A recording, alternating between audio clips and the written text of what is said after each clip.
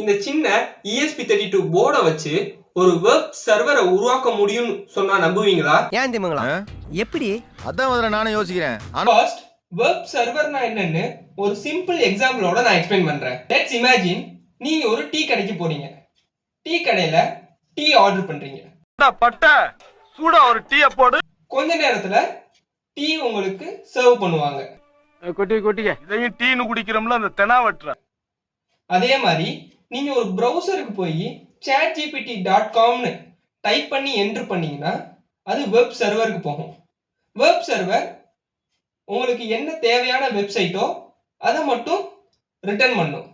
அது உங்க ப்ரௌசர்ல லோட் ஆகும்.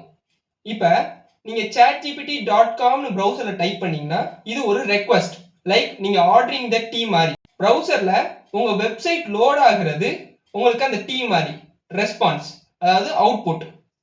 ஸோ ஒரு வெப் சர்வர் அப்படின்னா நீங்க கொடுக்குற ரெக்வஸ்ட்டை ப்ராசஸ் பண்ணி உங்களுக்கு ஏற்ற டேட்டாவை ரெஸ்பாண்ட் பண்ணும். நீங்களும் உங்க ESP32 போர்டை ஒரு வெப் சர்வரா மாத்தி உங்களோட வெப்சைட்டை ஹோஸ்ட் பண்ணணும்னு நினைச்சீங்கன்னா மறக்காம ஃபுல் வீடியோவா பாருங்க.